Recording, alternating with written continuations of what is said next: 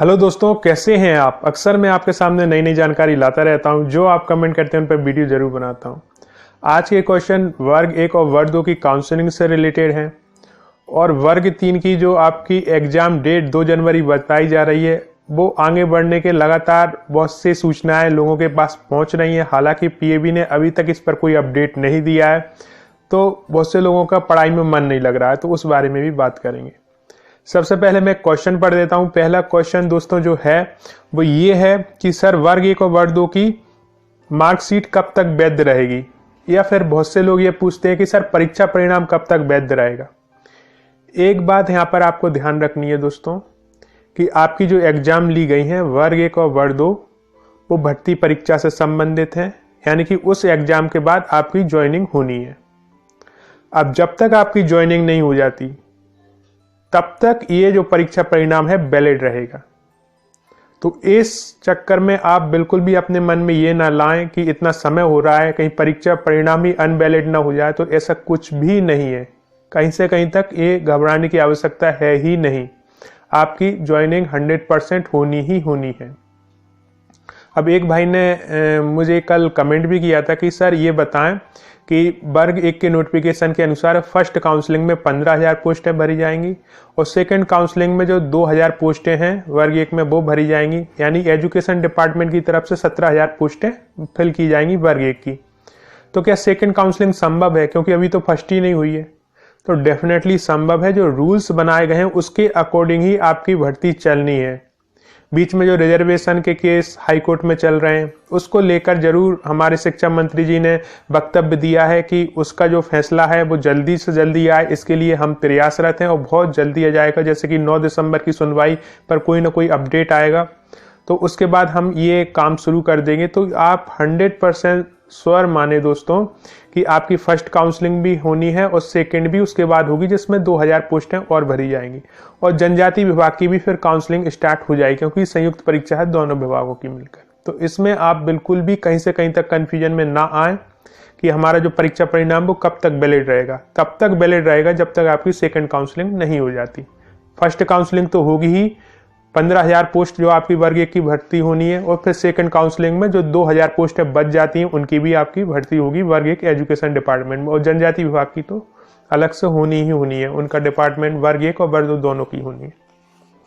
अब एक और क्वेश्चन है कि सर मिडिल नेम में गलती है और 10th क्लास की जो नेम है उसमें थोड़ी मिस्टेक है, तो क्या हम काउंसलिंग से बाहर हो जाएंगे। दोस्तों 3 दिन काउंसलिंग आपकी चली थी और उसमें ऐसा कोई भी केस नहीं आया, और आया भी क्यों नहीं, क्योंकि ये गवर्नमेंट ने पहले ही आदेश जारी कर दिए हैं कि यदि 10th क्लास इंटर क्लास में नाम की स्पेलिंग में मिस्टेक हो, आपका जो मिडिल नेम है आप लगाते हैं लेकिन आपके पिताजी नहीं लगाते हैं, या आपके पिताजी के मिडिल नेम है लेकिन आप वो नहीं लगाते हैं, या जो महिला शादी के बाद जिनका सरनेम चेंज हो चुका है, ऐसी छोटी छोटी मिस्टेक को लेकर किसी को भी आप जो है काउंसलिंग से बाहर नहीं कर सकते। ये गवर्नमेंट के रूल्स हैं और इस पर जनवरी में ही आदेश जारी कर दिया गया था दोस्तों। उस आदेश पर मैंने काफी वीडियो बनाए हैं और जब आपकी काउंसलिंग चल रही थी उसमें ये नियम मैंने बार बार दोहराया है। तो जो नए लोग जुड़े हैं जिन्हें रेगुलर मेरे वीडियो नहीं देखते हैं उनके लिए कंफर्म है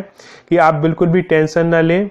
यदि आप वो मिस्टेक ठीक करवाते हैं तो बहुत अच्छा है, और यदि नहीं भी करवा पाते हैं, जैसे 10th क्लास में सरनेम में मिस्टेक हो गई, इंटर में अलग जो है वो सरनेम सही हो गया, या माता का नेम है वो थोड़ी उसमें मिस्टेक है स्पेलिंग की, तो इनसे आप बिल्कुल भी ना सोचें, कहीं से कहीं तक कोई प्रॉब्लम होनी ही नहीं है। इस पर पूरा आदेश आ चुका है। यदि आपको वो आदेश एजुकेशन डिपार्टमेंट में डला है, यदि नहीं मिल रहा हो आपको, तो मेरे फेसबुक पेज @अतुल कुमार शर्मा09 पर मैसेज कर दें, मैं वो आदेश आपको सेंड कर दूंगा। गवर्नमेंट का आदेश है और उन्होंने साफ कहा है कि ये छोटी छोटी मिस्टेक्स हैं, इनसे आप किसी को बाहर न करें। बहुत से भाई बहन कहते हैं कि सर कास्ट सर्टिफिकेट हमने अपडेट करा लिया है, तो कोई भी दिक्कत नहीं है। आप कास्ट सर्टिफिकेट अपडेट कराते हो, आप मूल निवासी अपडेट कराते हो, डिजिटल वाला बनवा रहे हो, ऑफलाइन वाले पहले थे अब डिजिटल बन रहे हैं, वो भी आपके मान्य है, ऑफलाइन वाले भी मान्य है, कोई कहीं से कहीं इनमें परेशानी है ही नहीं है। सबसे बड़ी प्रॉब्लम यह है कि काउंसलिंग शुरू हो जाए। काउंसलिंग एक बार शुरू हो गई ना तो ये प्रॉब्लम्स कहीं है ही नहीं। सिर्फ प्रॉब्लम्स वहां जाती हैं जहां पर आपकी जो डॉक्यूमेंट है वो किसी भी स्तर पर सही नहीं पाए जाते, बस वहाँ पर प्रॉब्लम्स है। बाकी की ये मिस्टेक्स है ना छोटी छोटी, या आप कास्ट सर्टिफिकेट अभी आपने डिजिटल बनवा लिया है, या जिनके पास EWS नहीं था उसमें उन्होंने ओके कर दिया, अब वो EWS उनका बन के आ गया है, तो वो सब मान्य है, कोई कहीं से कोई प्रॉब्लम नहीं। तो इस चीज़ को आप मन में लाए नहीं। इसके बाद सर क्या भर्ती होगी? बहुत से भाई बहन कहते हैं कि सर भर्ती तो कैंसिल नहीं होगी भैया, और ऐसे शब्द अपने मुंह से निकाले भी नहीं और ऐसी सोच अपने अंदर लाए भी नहीं। भर्ती 100% होनी है। जो समय लग रहा है ना वो गलत है मेरे हिसाब से। 2018 की भर्ती 2020 एंड आ गया और अभी तक ये है कि कंफर्म अपडेट नहीं की कि भैया इस दिन से हम काउंसलिंग शुरू कर देंगे, जबकि उपचुनाव हो गया। उपचुनाव का मतलब ये था कि कोरोना वायरस का एहतियात बरतते हुए आवागमन के साधन सुचारू रूप से हैं, ये सब सिद्ध हो जाते हैं उससे, क्योंकि उपचुनाव से ज्यादा भीड़ किस में होगी आप मुझे बताएं? क्या काउंसलिंग में होगी? क्योंकि काउंसलिंग तो उतने लोगों की होनी नहीं है। आप पूरे पोस्टें देख लें जनजाति विभाग की, एजुकेशन डिपार्टमेंट की, वर्ग 1 वर्ग 2 की 30,000 कैंडिडेट होंगे। उपचुनाव तो उससे ज्यादा लोग वोटिंग करने ही गए थे अगर पूरे आप ब्यौरा देखें तो। ऐसा कुछ नहीं है।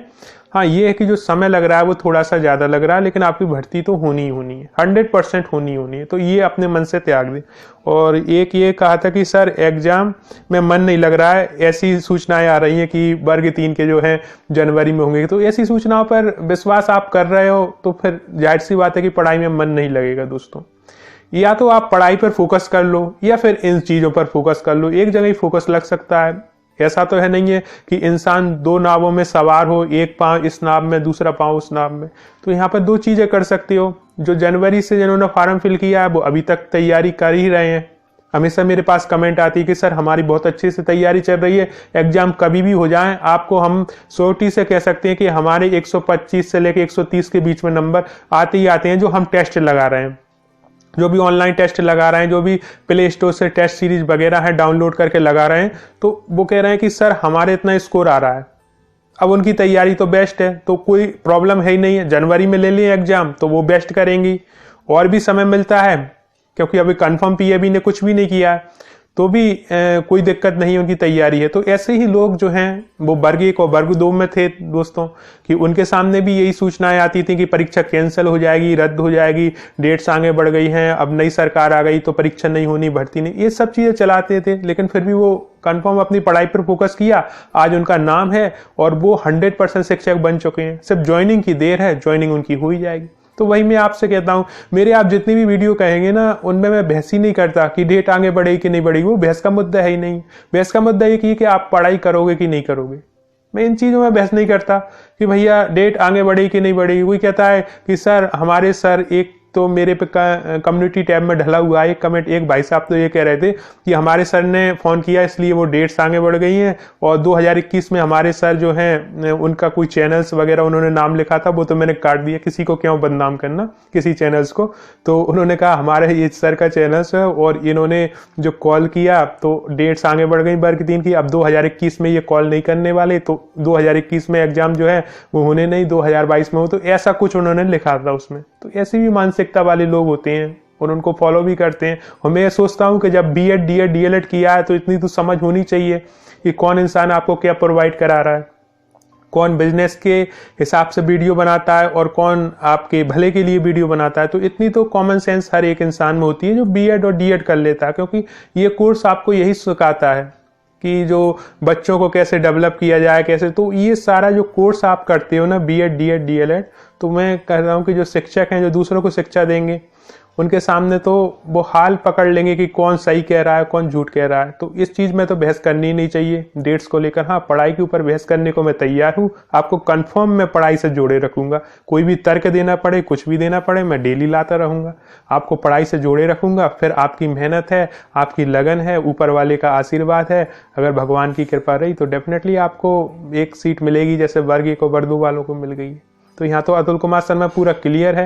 मैं बहस आपको इस पे नहीं करूंगा कि डेट्स आगे बढ़ेगी कि नहीं बढ़ेगी, बहस इस पे करूंगा कि उस डेट तक आप पढ़ाई जारी रख पाओगे कि नहीं रख पाओगे। और यदि मेरे वीडियो से जुड़े हो, रेगुलर देख रहे हो, 100% पढ़ाई से जुड़े रहोगे। कोई आपको रोक ही नहीं सकता, कोई चीज आपको भ्रमित कर ही नहीं सकती, आपकी जो स्पीड है वो बनी ही रहेगी। तो ये वीडियो ऐसा ही था, कुछ कंफ्यूजन दूर करने थे, अपनी मन की बात शेयर करनी थी। आपने इस वीडियो को देखने के लिए इतना समय निकाला, उसके लिए दिल से धन्यवाद।